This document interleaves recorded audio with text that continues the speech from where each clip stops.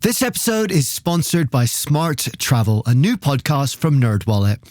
You know that one friend who always finds the best travel deals, picks the right cards, and somehow ends up in first class for the price of coach? How do they do that? Well, Smart Travel is like that friend, but in podcast form. They cover all things travel finance, like which travel cards earn their keep and which are just heavy, shiny metal, and planning group trips that won't ruin your budget or your friendships. So travel smarter and spend less. That's the key with help from NerdWallet. Follow Smart Travel wherever you get your podcasts. Armchair-Explorer is a part of the Voyescape podcast network. Check out all of their shows from around the world at voyescape.com.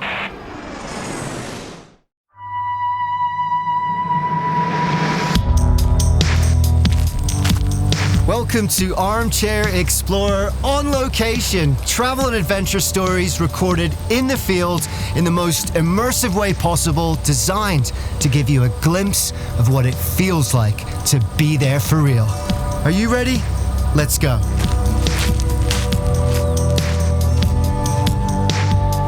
Today we're going to be shedding our full jackets and hats. I don't know about you, but on my street, all the leaves literally just came down. All that beautiful color is gone. And though I am looking forward to getting out into the mountains, strapping my skis on and my snowshoes and having some winter fun, I am already pining for summer and some warmth.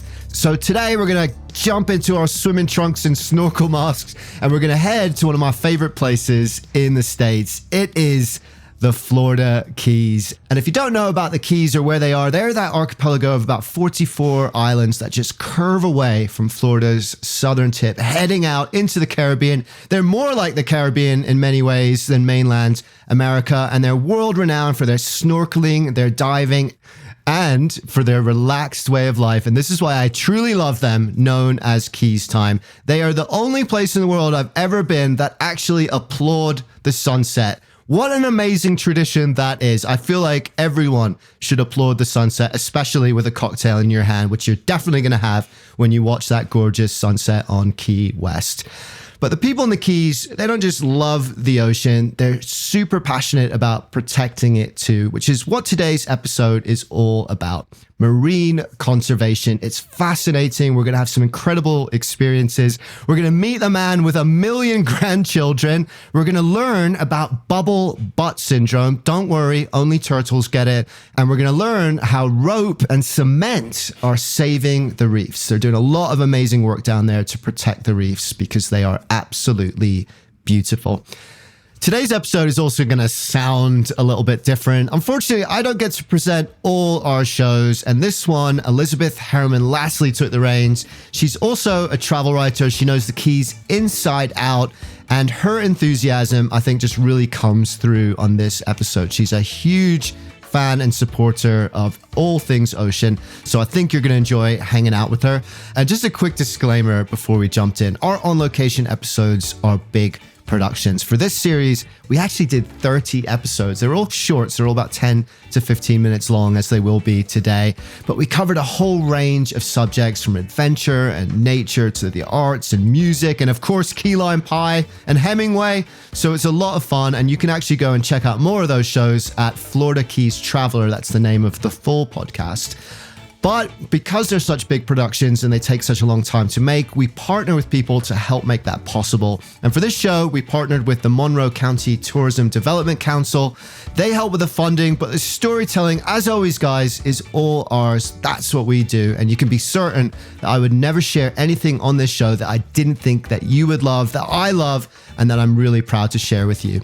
So we're just about to get going, and we're going to start off in the growing lab of the Plant a Million Corals Foundation. It's a really fascinating story. This is one of my favorite episodes of the whole series, and you're going to learn more about coral reproduction than you ever expected. So grab that favorite tropical drink, grab that cocktail, applaud the sunset if it's happening, sit back and enjoy the Florida Keys.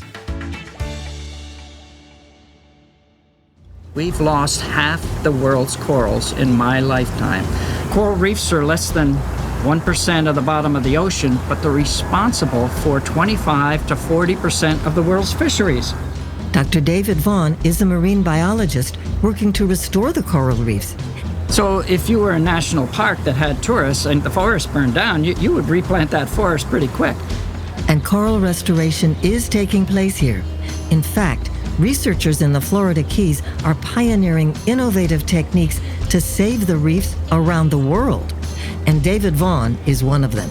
He's putting coral restoration on warp speed. I want to plant 1 million corals before I actually retire, and I'm no spring chicken. I'm going to be 70 years old this year, and I hope to have 1 million corals produced by the time I'm 72. Dr. Vaughn is founder of the Plant 1 Million Corals Foundation. Today, producer Jason Patton and I take you to his facility on Summerland Key. Watch your step. It rained this morning, so it's a little slippery. So this is our water well over here. So these are corals which actually came in as 3 colonies rescued from a seawall that was about to have construction, and those corals would have been lost. So we were asked to go and rescue these coral colonies, bring them back so that we can prevent them from being killed. And what we've done is we've made 720 microfragments of that coral, so that each one of these will grow up to be a coral the size of that head. And these will grow back to a full size in as little as less than 2 years. That would have taken 15 to 25 years to grow. So just amazing. And what we're looking at, I mean, I can't believe it. We're looking into this water tank and we're seeing these tiny, and you can actually see the designs of the corals and these tiny, about what, 1/4 of an inch big each. And you can see the actual living polyps, those oval type circles with the little tiny, what looks like tentacles, and that's what they are, of that polyp that's living.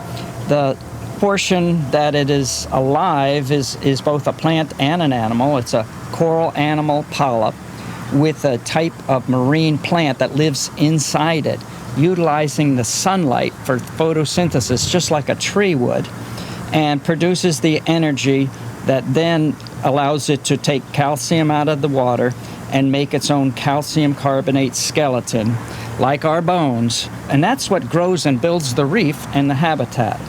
Clever coral. Well, you mentioned that because they're in these tiny pieces, they're going to grow a lot faster than, say, they would naturally. You basically discovered this technique. Yes, well, fragmentation is a method that people have used while in home aquariums. The massive corals do not grow that way. They grow through a sexual reproduction cycle, and only 1 in 1 million makes it maybe every 10 to 100 years. However, we've lost a decent amount of our corals from climate change and other factors. So we don't want to wait 100 years till our reef to come back. This is a method now, just like reforestation, that we can rebuild the underwater forest.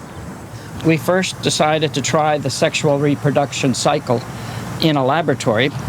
However, it took a year before they got up to a little bit bigger than a head of a pin. And I got basically distracted by this and said, this is way too slow. This is not going to grow a forest in my lifetime. So I put those dozen or so corals on the bottom of the tank, and one of them stuck, and I didn't know why. And like any good acropore type coral, it had grown itself and attached to the bottom of the tank.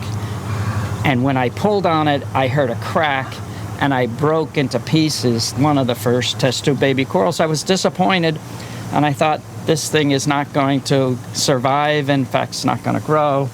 And that's not what happened.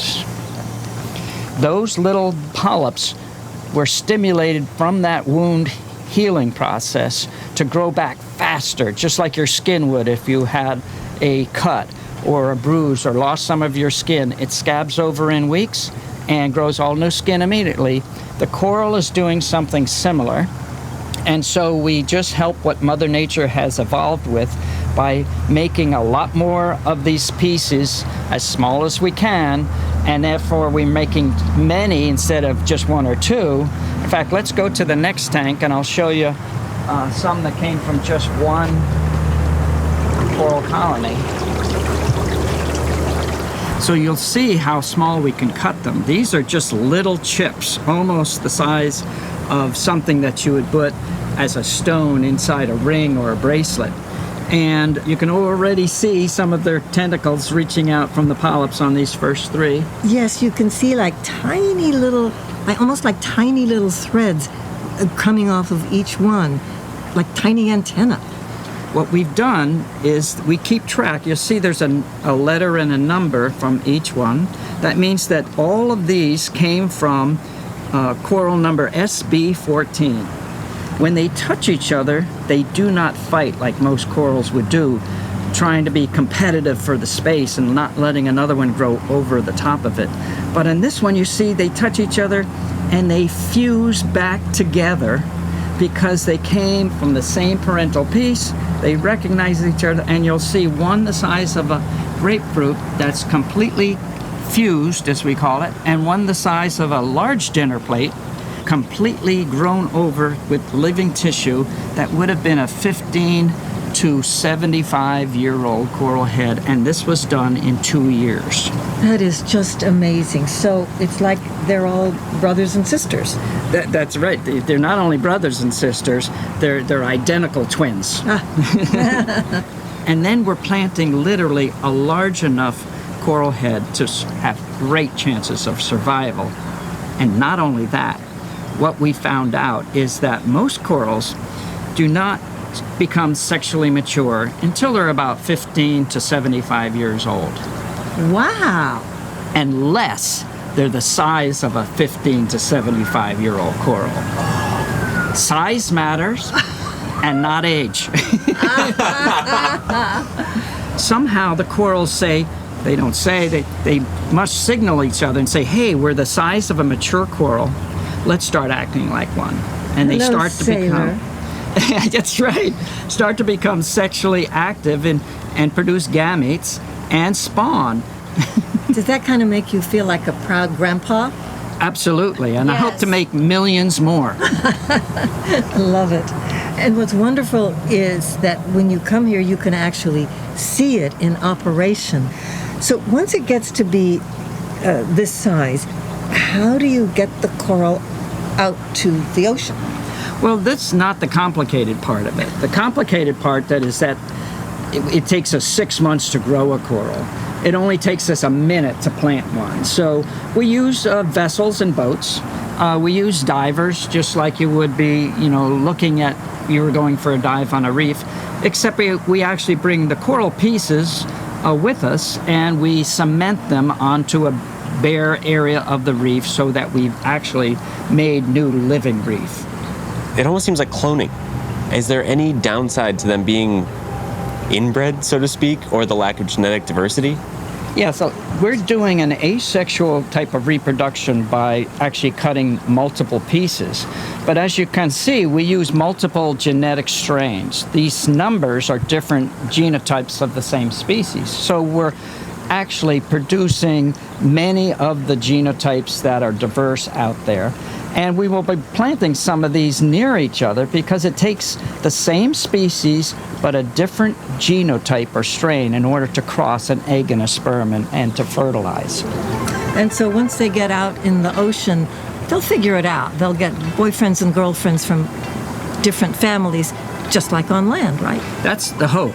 The hope is that we can't just keep making and placing corals, is that we're getting corals to survive to a reproductive age that Mother Nature, again, will be able to flourish out on the reef in Mother Nature.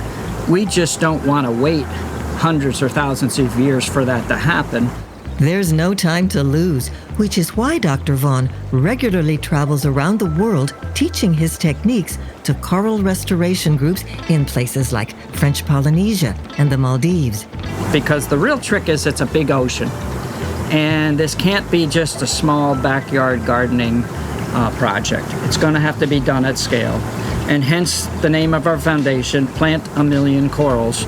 Our expertise is going to be showing people how we scale this up to make more than just a drop of water in the ocean.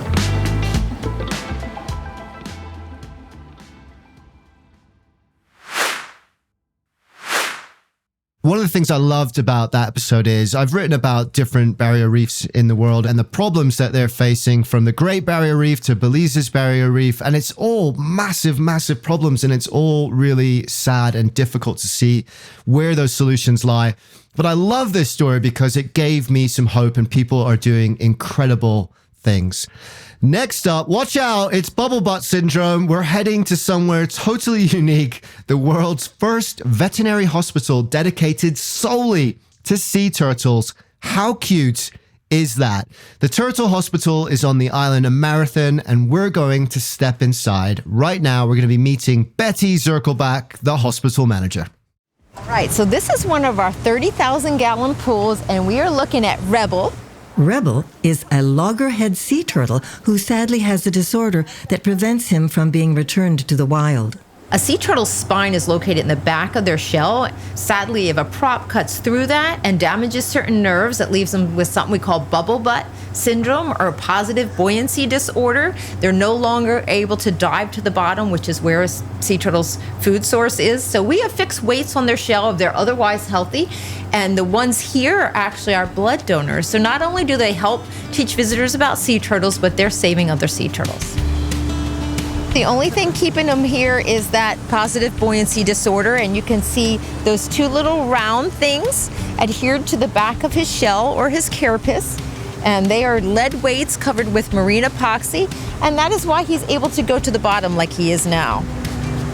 So what is he doing? He's just hanging out.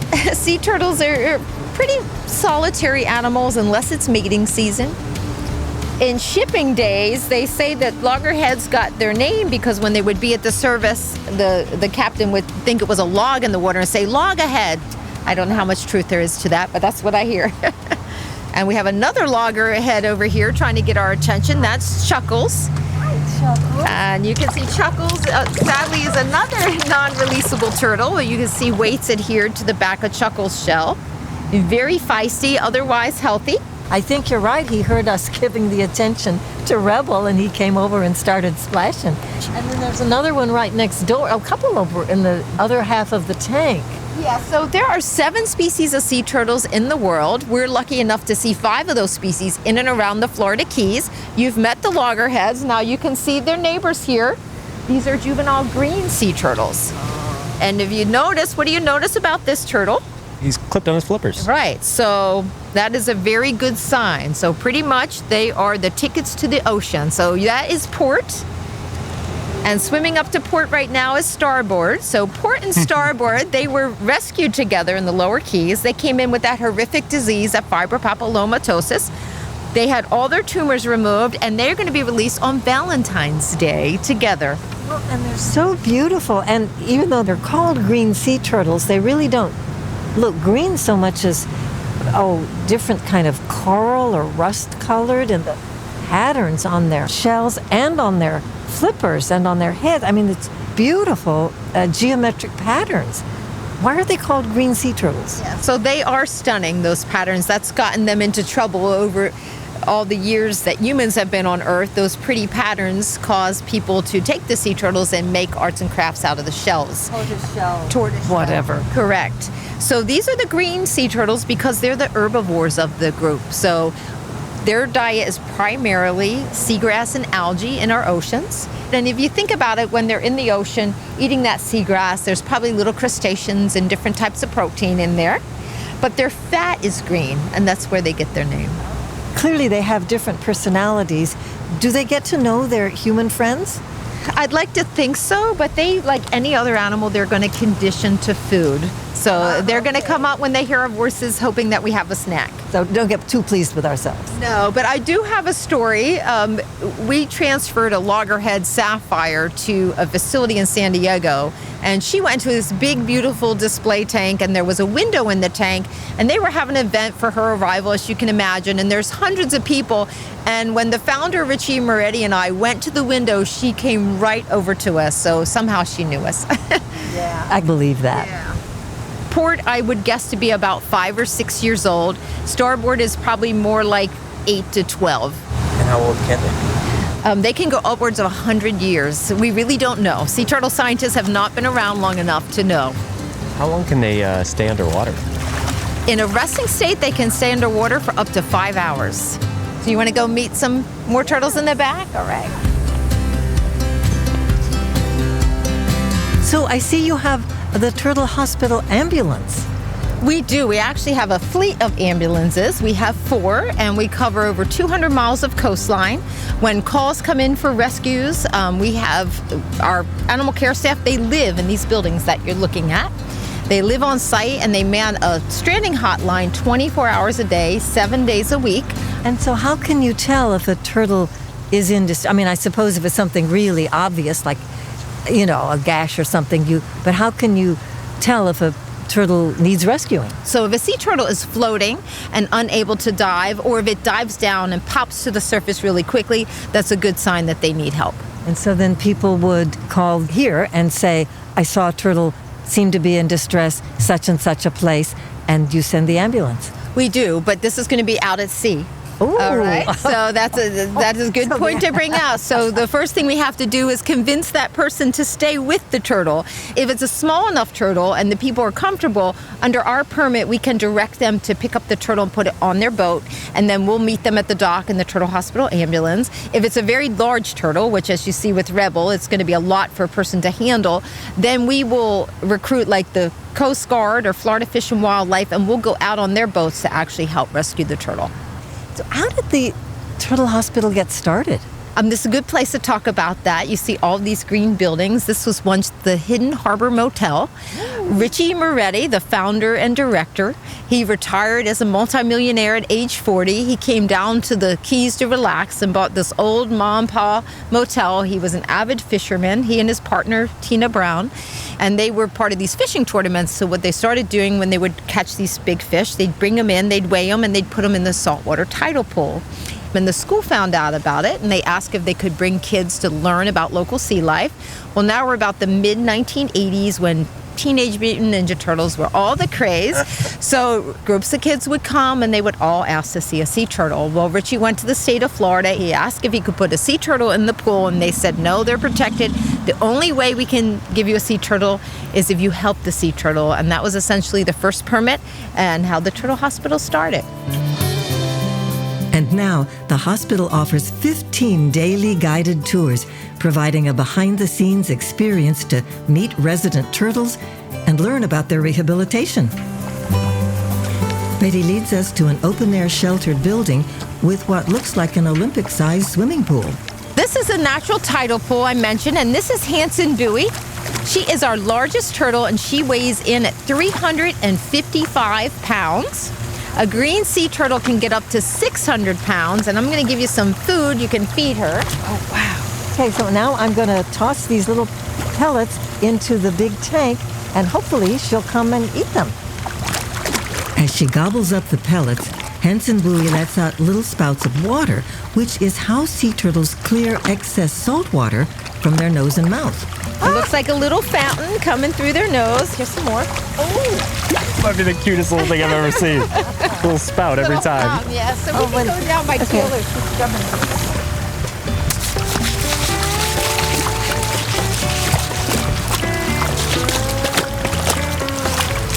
So she was scrubbing a couple of turtles' backs with like a brush. And you notice something, some of them are hanging out, right? They like that. It's who doesn't like a back scratch? It's what we call sea turtle spa day. It's sea turtle spa day. Yeah, that looked like they were really enjoying it. They were lining up. They are. Does this serve like a dual purpose of cleaning them as well? Yes, so if these turtles were in the wild, there's cleaner fish and cleaner shrimp that would be eating that algae off their back and really helping them out. And here in the tidal pool, we don't have any of those cleaner fish and cleaner shrimp, so we give them a little scrubbing frequently to help keep that algae down. Now, the algae doesn't bother them at all, but it just makes them more comfortable and they are more streamlined in the water without that algae. And as a bonus, they really like it. They really like it. I think I would too. I might dive in there. You have some favorites? Usually our most critical patient, the underdog, is usually my favorite because that's who we're spending a lot of time with medically and with treatments, and that I really am a a big believer in positive energy. So just really, I wrap that energy around them. Not only physically do we do a lot with them, but just almost some of them we, will to keep alive long enough that we can fix them. So my grandfather was an avid fisherman, and I would go seining with him, and that's something where you drag a net and you get all kinds of sea life. And some of the little fish had the unfortunate task of becoming bait, but I got to see seahorses and blowfish, and he took the time to really teach me about all the little sea creatures that we would find in that seine net at night, where my other two sisters didn't want to be in the dark bay, but it was always interesting to me. And I went to school for biology, and I became a technical scuba diver as my hobby. So this is really a culmination of all my skills, and really more blessed than I can tell you. And the other thing I tell young people is get your education, get on your path, but leave room for things that are bigger than your dreams, because I would have never dreamed that I'd be running a world-renowned turtle hospital. I've been paid to go swim with whales out off the Dominican Republic, and things that you really can't fathom. But if you keep your passion alive, that's there for a reason. So do what you have to survive in life, but every day put energy towards your passion. And I can tell you, when I started here 11 years ago, I didn't know anything about sea turtles. So I just was always into our oceans and marine life, and the turtles have really called me to them. And the things I'm doing now, the energy I have, I can't even take credit for. I think it's the universe working through me, and I feel like I'm really blessed to be where I am. How does that feel when they recover? It's amazing. Sea turtles are very resilient, but we see a lot of death, as you can imagine, in the rehab world. So when you can get one like port and starboard, those two that are getting ready to return to the ocean, people say, do you miss them? Not at all. Sadly, there's always one coming in right behind it, and just to see them get back out into the ocean, a wild animal, it's the best feeling.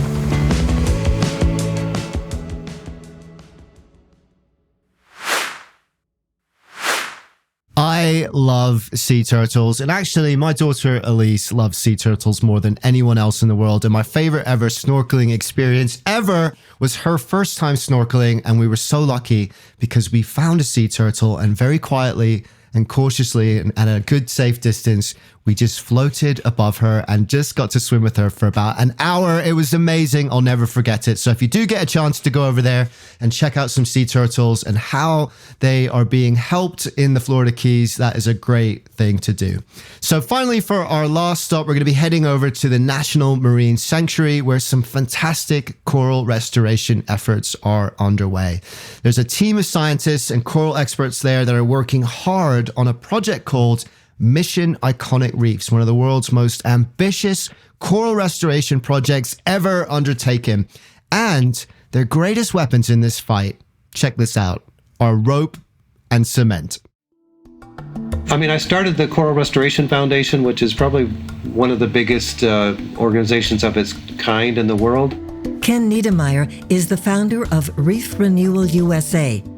And like David Vaughn, whom we met earlier in this series, he's a true pioneer of coral restoration. But he does things a little differently. So Reef Renewal USA is my second go-around on doing coral reef restoration.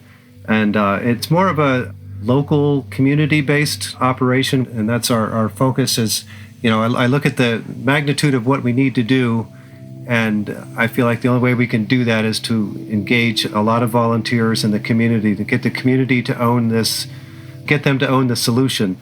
We're focused on restoring coral reefs. We're focused on innovating and making it more effective, cheaper, faster. Well, you mentioned the magnitude of the challenge. What is the magnitude of the challenge? Well, the reefs have suffered a lot of different natural and unnatural stressors over the years. Part of it is more nutrient pollution.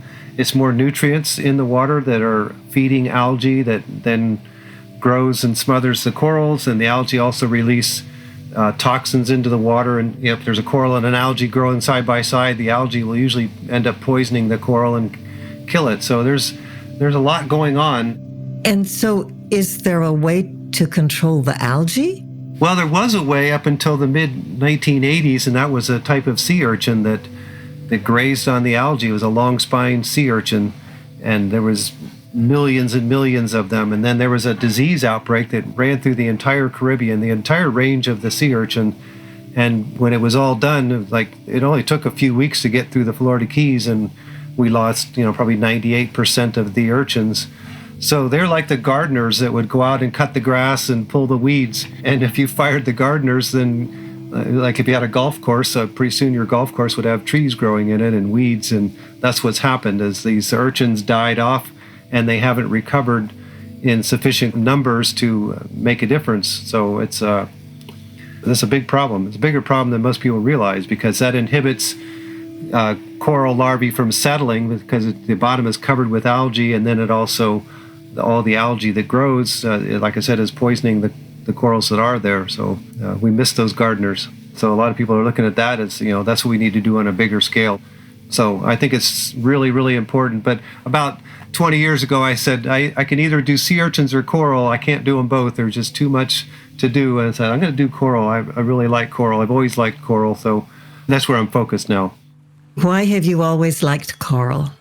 I've always had saltwater aquariums in my bedroom, and when I was a little kid, and watching the Jacques Cousteau in the 60s on television, and these all these different colorful fish and corals, and just a incredible place. Live coral reef is just probably the neatest place in the world to me.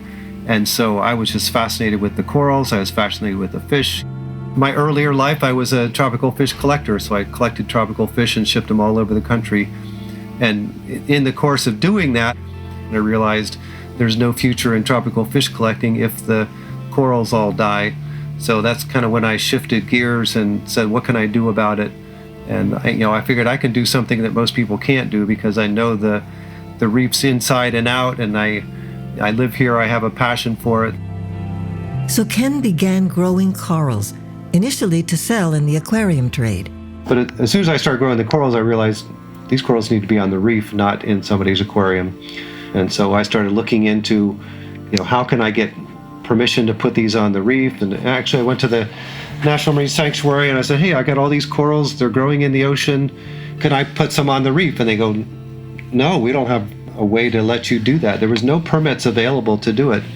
It was a long process to figure out how to do it. And so I just kept pushing on the doors and, getting permits that have never been gotten, and just kept going and going. And it's a really big business now. But 20 years ago, there was nobody doing this. It was just a dream. So you have an underwater nursery where you grow the corals? Yeah, so we have nurseries up and down the Keys, and these are offshore nurseries, usually close to the reef line. The corals are grown on a structure that looks a little bit like a tree. It's got a central trunk in the middle and branches on the side, and you hang the corals from the branches with monofilament line. And the tree kind of floats mid-water, and it's super effective. It became the standard that people all over the world are using now. So you invented it, though. Yeah, and we have a new idea now. We're kind of moving beyond the tree, so it's always, like I said, a faster, better, cheaper. That's kind of what drives me. What's the new nursery going to look like? So the new nursery, instead of looking like a tree, is just a piece of rope. For a lot of the corals, you just untwist the rope, stick a coral in it, and let the rope twist back. And so it's still a mid-water nursery, but instead of this tree structure that costs, $150, you have a piece of rope that costs $3 or $4. And it's super effective, super cheap, can be done anywhere. And, that's kind of our new standard that we're going to in our nursery program. Then is the next challenge to get the corals from the nursery to the reef? I would say that's our biggest bottleneck right now. We can grow more coral than we can plant. Now it's not hard to get that permission. It's a very labor-intensive thing. Some of these corals grow pretty fast, and you have to take them off that structure and then attach them somehow to the reef.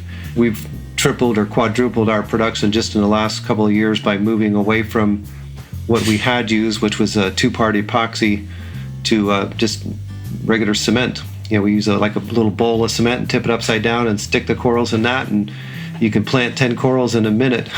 That's really fast. Wow. And so you take scuba divers out there and go down, and is that how you do it? Yeah, so we have our staff and our contractors and volunteers, local people, but then we also have groups of recreational divers that come down to visit the Keys, and they want to get involved. And you take them out there and give them an experience planting coral. And a lot of times those people then come back and do it again, or they say, how can we get more involved? So, it's an outreach and engagement process. Sure. Well, and what a great thing to do on vacation. How good would that make you feel when you go back and tell your friends in the office? It does too. And they have pictures, and those people have a great experience. And I've never had somebody go out on a boat and say, oh, I hated this. They all come back thinking this is awesome. And, we always show them this is what we planted last year, and this is 5 years old. And they see the vision of what can happen, and they get real excited. What is that like to see that progress? Boy, it's almost like having kids or something, it's like this joy that you get. I remember when my first child, all four of them were born. It's like, wow, it's just so exciting. It's so exhilarating. And to go out there and see a reef come to life, it's just super exciting. I mean, maybe not everybody would get excited about it, but I sure do. It's an underwater wonderland, and the fish come back, and the whole bottom changes, everything changes. And then you see the excitement of people seeing that, and sometimes people have never even seen that particular species of coral on the bottom, and boy, it just doesn't get any better. Oh, I can imagine. So what is the magic of that underwater world? One thing about the Florida Keys is we have a ton of fish down here. I think the fisheries are well managed, and just about any given reef has a lot of fish on it. I mean, more so than anywhere else in the Caribbean, I think, and just beautiful fish. And even just everyday fish that people eat are still pretty fish. I mean, they're like yellowtail snappers. And the fish, especially at our nurseries, I mean, they'll come right up to you. They're really friendly. And then there's all these colorful, sea fans and the coral, and just so much going on. And do you have a favorite tropical fish? If I had a favorite, there would be two of them. One's a French angelfish, which is a really pretty little black and yellow fish that when they swim, the small ones, they kind of flutter like a butterfly. And then the other one would be a yellow-headed jawfish. They live in holes in the bottom, but they're this pearly, fluorescent-y color, yellow and blue and green. And then they have personality. They look around and they have big eyes. And at our nursery, when we get in the water, I mean, a lot of these fish, they come right up to you and they follow you around, and oh yeah, there's one with a little spot on his back, and they know us, we know them. They're our friends. That is so cool. So you mentioned engaging the community in this effort. Can visitors participate, like if they want to come and help with the coral nurseries? Our real vision is empowering the community of the Keys, up and down the Keys, to get them involved in it. And look, this is something that you can do, whether you're a diver or not, whether you're a business owner or just an individual. There's a huge need out there. And if we want to preserve what has made the Florida Keys so special, we have to start putting it back together, and we have to start taking some action. And there's things that anybody can do now, and there's ways to get involved. And we feel like if we can get the community to own this, then it's, we're halfway there. If you own it, you're going to take care of it.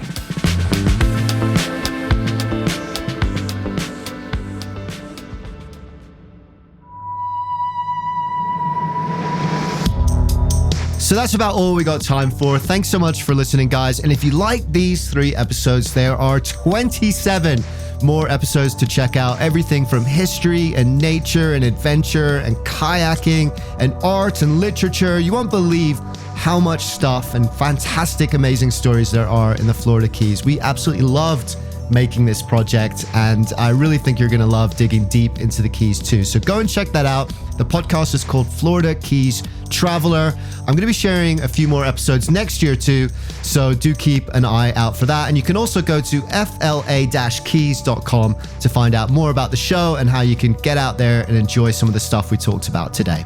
So thanks so much for listening to Armchair Explorer on location. We had so much fun making it and sharing it with you today, and we'll be back next week with our usual format, so stay tuned. Cheers. This show is produced by Armchair Productions, the audio experts for the travel industry. Thank you so much to Elizabeth Harryman Lasley, Jenny Allison, and Jason Patton for doing such fantastic work on this series. I'm Aaron Miller. I'll see you next time.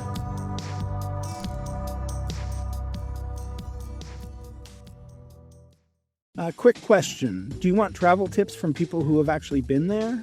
Our show is co-hosted by Tim Johnson, an award-winning travel journalist who's been to more than 145 countries around the world. And I'm David Brody, the other co-host who's been travel podcasting for 20 years while traveling to 50-plus countries around the world. In about 10 or 20 minutes per show, we break down a destination with the kind of insight you usually only get from long guidebooks or hours of research. So if you want expert advice, zero fluff, and travel inspiration that you can actually use, search for Travel in 10 wherever you listen to podcasts, or you can also find us at boyescape.com. Hi, I'm Pauline Fromer, host of the Fromer's Travel Podcast.